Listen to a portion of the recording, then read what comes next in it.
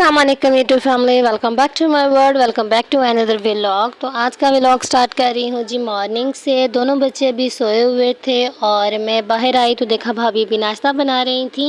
आज उस सहन में बैठी हुई इस इलेक्ट्रॉनिक चूल्हे पे नाश्ता बना रही थी, क्योंकि जो हमारा सिलेंडर है वो कल का ख़त्म हुआ है। अम्मी ने आलू गोश्त बनाना था कल, और वो जैसे बनाने लगी तो जी सिलेंडर साहब ने जवाब दे दिया।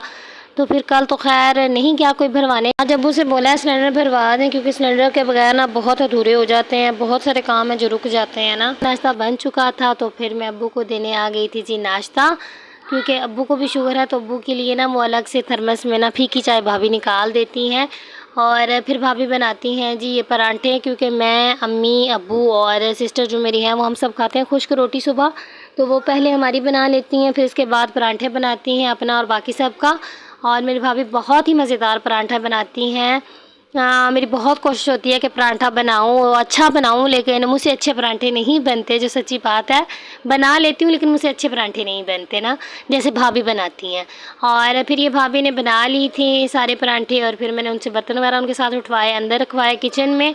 और अब्बू को ना चीनी आज बहुत शायद चाय उनको फीकी लग रही थी, तो फिर उन्होंने मुझसे कहा कि मुझे चीनी ले जाओ, तो फिर यहाँ पे मैं उनको चीनी देने जा रही थी।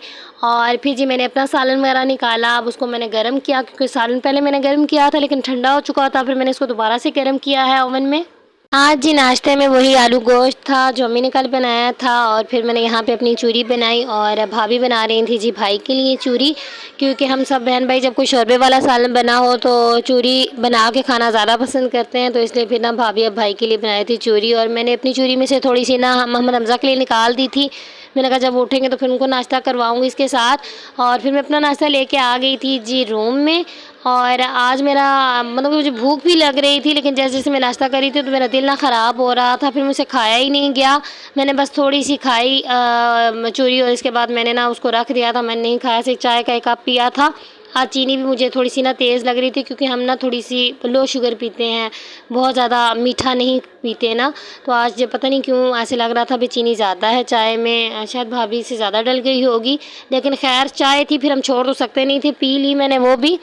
और फिर दोनों बच्चे उठ गए, मैंने दोनों को नाश्ता करवाया। मोहम्मद हमज़ा तो माशाल्लाह से खा लेते हैं खुश होकर आराम से, लेकिन मंतशा जो है वो हमें तंग करती है, थोड़ा सा ज़िद्दें करती है, लाड नखरे करती है, फिर जी उसकी थोड़ी मिन्नतें मिठाजियाँ करनी पड़ती हैं, खा लो बच्चे खा ले।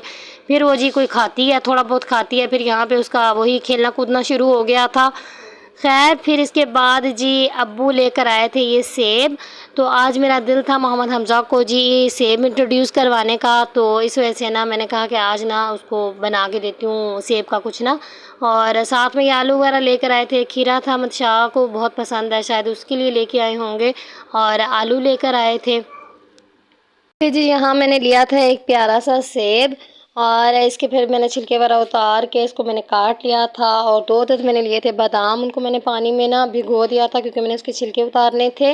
और फिर मैंने सेब को इस तरह से कट कर लिया था, और दूध मैंने लिया था 1 कप, उसको मैंने ऊपर बॉयल होने के लिए रख दिया था। जैसे ही जी दूध में बॉयल आया तो मैंने जो सेब काटे हुए थे वो सारे मैंने इसके अंदर डाल दिए, और इसको थोड़ी देर पकने के लिए रख दिया था। मैं इसके अंदर जी सब्ज़ इलायची डालना भूल गई थी, फिर मैंने इसके अंदर डाली 1 अदद सब्ज़ इलायची। फिर मैंने जी इसको बहुत ही हल्की आंच में ना पकने के लिए रख दिया था, और फिर मिठास के लिए मैंने इसके अंदर थोड़ी सी शुगर भी ऐड की थी। अभी देखें दूध और जो एप्पल है कुछ इस फॉर्म में आ गए थे। तो फिर मैंने जी इसको कर लिया था अब ग्राइंडर। इसको अच्छे से ग्राइंडर करना था, क्योंकि कोई लम्स बाकी ना रहें, बच्चे को खिलाना था, तो इसलिए मैंने इसको अच्छे से ग्राइंड कर लिया था। ग्राइंड करने के बाद मैंने उसको उसी बर्तन में निकाल लिया था जिसमें मैंने इसको पकाया था। फिर मुझे ये थोड़ा पतला लग रहा था, तो मैंने उसको पकने के लिए दोबारा से आग पे रख दिया था। और आप लोग देख लीजिएगा ना, इतना ज़्यादा ना पतला हो ना ही इतना ज़्यादा गाढ़ा हो, यानी दरमियानी कंसिस्टेंसी हो उसकी, तो आप उसको उतार लें। और फिर ये जी कुछ इस फॉर्म में आ गया था, बिल्कुल ऐसे लग रहा था जैसे सिरिलैक हो। तो इसको फिर मैंने अच्छे से ठंडा कर लिया। ठंडा करने के बाद फिर मैंने मोहम्मद हमज़ा को ना खिलाया, हाफ़ मैंने रख दिया था और हाफ़ इसको खिलाया था। और जो मैंने सेब भी लिया था वो भी मैंने हाफ़ लिया था, फुल का नहीं बनाया था। चलती हूँ, दुआओं में याद रखिएगा, अपना बहुत सारा ख्याल रखिएगा। मिलती हूँ फिर एक नेक्स्ट व्लॉग में। अल्लाह हाफ़िज़।